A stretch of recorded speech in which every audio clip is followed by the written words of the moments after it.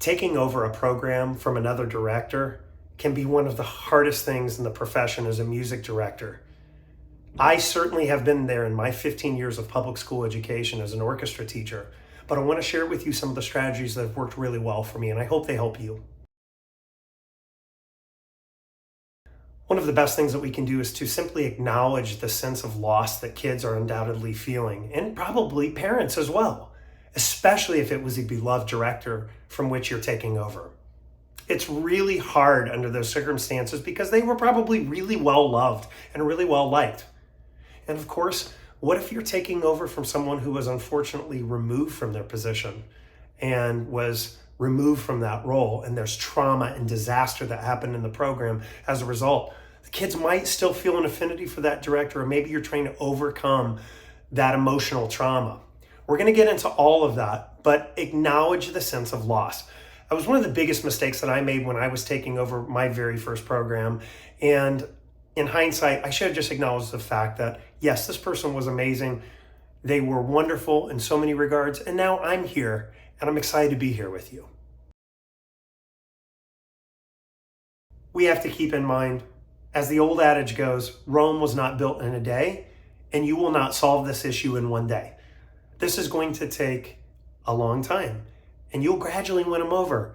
Probably the better course of the school year, and then even perhaps years plural.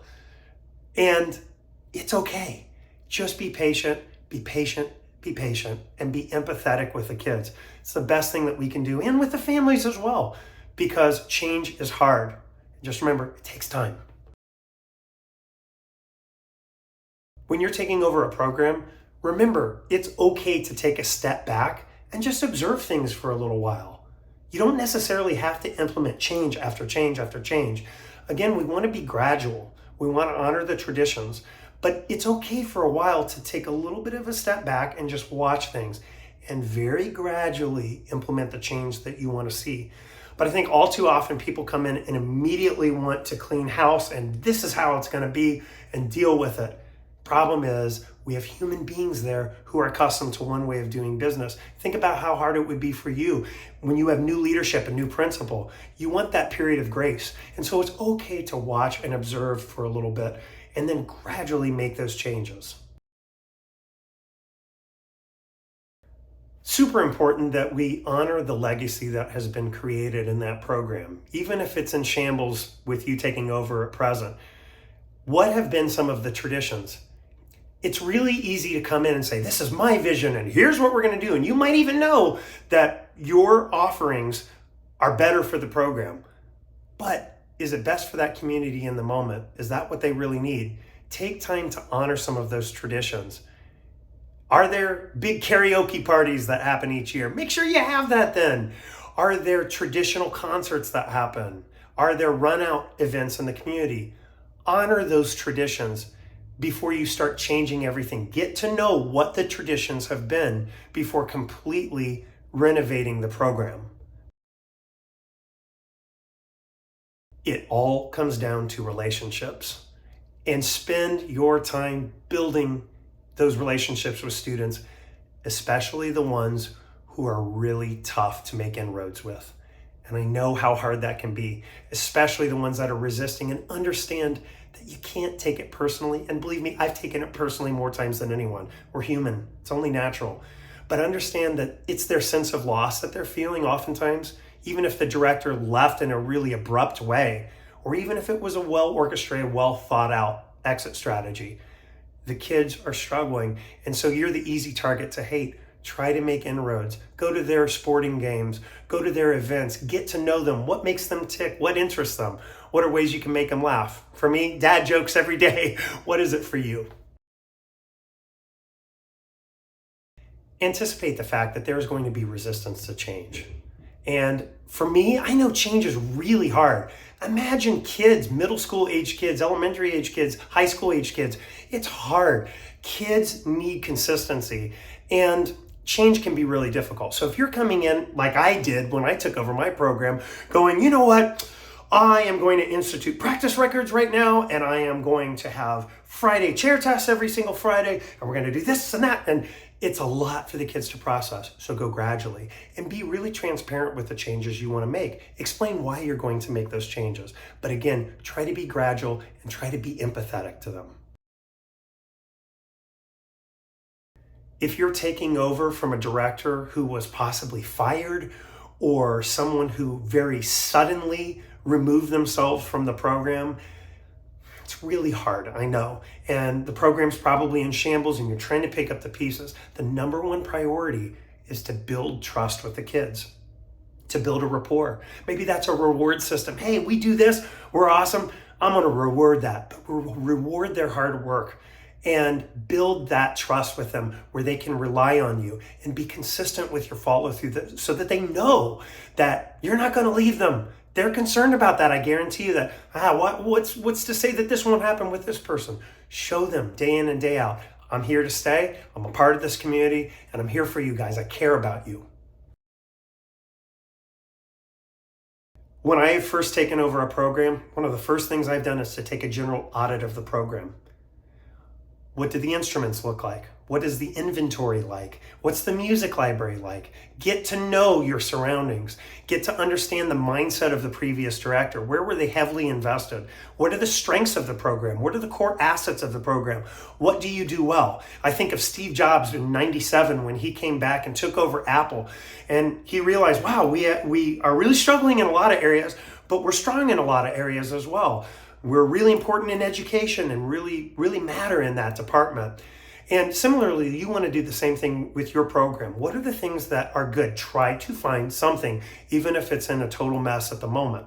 What is done well? And make a list of those strengths. And then extrapolate. What are 3 short-term goals just that year that you want to improve? Maybe it's culture. Maybe it's morale. What are you going to do in the short term to make the program better? And then what are 3 long-term goals that you have for the program? Maybe it's playing for the state conference. Whatever it might be, make those goals and don't be afraid to dream and have vision for the program. Similarly, what is your vision for the program? What do you want the program to be? And this is where I would recommend working with your kids and giving them a voice. If you don't have a mission statement, or if it hasn't been revisited in a long time, think of having a synergistic experience with your students where they create sort of a mission statement. And for our program, we want to provide positively life-changing experiences using music as a vehicle to empower the students. Everyone is accepted, everyone is welcome, everyone is loved, everyone belongs. Decide what it is for your program and consider having the students be involved in that process. The more they can share in that, the less dictator-like it is. And the more they feel a part of the program and they feel ownership over the program. This is big. Get to know the community. And if you're not living in the community, I certainly understand. I've done that both ways. I've lived in the community. I've not lived in the community before, in which I've been teaching. But get to know the community. What are the big events that happen in town? What matters to the students? Care about that community. And even if this is maybe even a temporary position for you, invest in that program, invest in the community, and let them know that you care. Get involved performing for local civic events. Get involved playing maybe even at the State House. Get involved in outreach in your local community as well. Getting out to restaurants and having kids play, and getting out to retirement villages or hospice care and being relevant to your community. But be in touch with the community and understand what the priorities of the community are as well. In all we do, we want to have a student-centered approach. And during this process of transition, the kids need that student-centered experience. So keep them at the top of the priority. What is the daily experience like coming into orchestra or band or choir, whatever it might be? What is the vibe in the classroom? What is the goal? How are you trying to get them to feel? Because remember the old adage of kids, long after they forget what you've taught them, remember how they feel in your classroom. Boy, is that true. And I see students of mine years and years down the road who say, boy, I don't really remember how to play violin anymore, but I sure do remember that class was fun and you were addicted to coffee and I just had a great experience and that you cared about me, and thank you. And that's what it's all about, student-centered approach. So make sure they know that you care about them and that they are at the core goal of what you are trying to do. How do they feel? What's the vibe? Is it student-centered?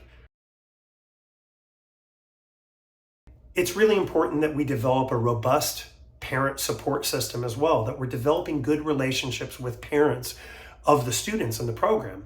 I highly recommend a parent booster organization too for your program as well. It's really not that hard to start one, and it's a great way to help support your program and give parents a voice as well. I really recommend sending out at the beginning of the year a list of possible volunteer items in which parents can help you. Maybe it's filing music, maybe it's coming in volunteering at concerts, helping to chaperone events, you name it. It really could be anything. But shake their hands after the concerts, get to know them, and develop that system of people that can help you. And again, like I said, I know it can be difficult if you're taking over from a director who had a system and a relationship and a way of doing things. And so you might have to a little bit retrain some of those parents to a new way of thinking, but that's okay. Just let it happen gradually, acknowledge some of the past tradition, and gradually implement the change that you want to see. But develop those parent relationships. They'll pay off. Get to know that network of teachers at your school. Certainly that is in your department. So if you're the orchestra teacher, go to the band concerts. If you're the band teacher, go to the orchestra concert and to the choir concert, etc. But support one another, because this transition's already hard enough. And by doing so, you will earn their respect. And not just in your department, but get to know the teachers outside of your department too. What kind of cool collaborations could you do? If you're studying a certain period in history, musically speaking, could you connect maybe with a social studies teacher and do an interdisciplinary type of presentation? That could be really cool. And again, you're developing that sense of family and program stability by getting to know those other teachers in your community. What about when you're trying to really change the standard of excellence? Maybe the standard wasn't as high as yours. Maybe things are in a really rough state. It is totally normal, and I have been there a number of times. It's going to take a while. So again, be patient with this process. But number one, you got to win over those kids. And so work to get them on your side. Be human with them. Have those fun moments. Get them to trust you once again. Because in order to really advance the playing, you have to win over their hearts first. And celebrate the little accomplishments. Don't just tell them that they're terrible and that they don't rehearse well. Celebrate the good, recognize the good, and then collectively work to recognize the things that are not great. Record them so that they have ownership and they can listen back to recordings and see and hear the things that need to get better. But it's not going to be immediate. It's going to take time. And gradual is the key. Winning them over, winning their hearts over, and then gradually trying to change the little things, little by little, posture-related things, and trying to make it as fun as possible when you do that. If it's posture, make a game out of it, holding the instrument. Make a game out of working with partners. But you almost have to ninja them into, hey, this is fun, what we're going to change. And then gradually you can ramp up the standard of excellence and ratchet things a little bit tighter and push them harder. But you got to go gradual at first. And it's okay to lay down the expectations and to be clear and tell them why you're doing that, but it's going to take time. One of the phrases that used to drive me crazy when I would take over a new position is, wow, you sure have big shoes to fill. It's gut-wrenching, right, to hear that a little bit, because you're trying so hard to give those students an amazing experience. But you have to remember, the parents and the students are feeling a sense of loss. Even if that director left in a really terrible state and you know all the behind the scenes, to them it's a feeling of loss right now. And so my response to that gradually became this. You know what? Nobody can fill their shoes. That's an amazing pair of shoes. But you know what? I hope to wear my own pair of shoes and walk right next to that amazing pair of shoes as well. And I'm just excited about the future and so proud of the past. You're acknowledging the history, but you're saying, hey, it's a new era and we're moving forward. one of the things you can really do to help your program is really fun team building exercises and getting to know you activities. Anything that fosters collaboration among the kids and a sense of fun.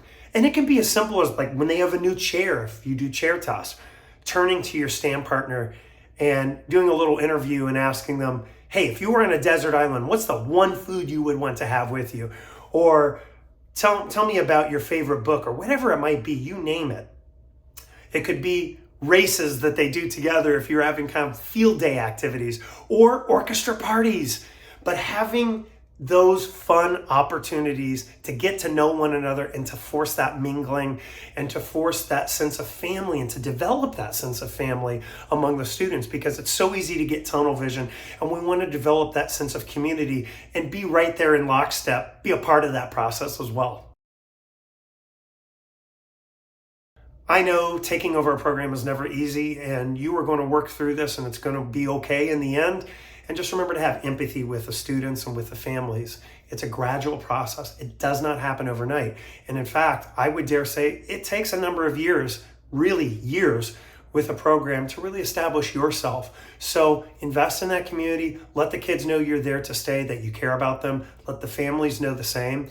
And you're going to be successful. I would love to hear from you. Comment below. Is there anything that I left out that you'd like to address? Are there other topics you'd like for me to discuss? Please be sure to like and subscribe, and I would love to hear from you. Feel free to visit my website at joelpowellconductor.com as well. I'm just sending you all the best, and thanks for teaching kids.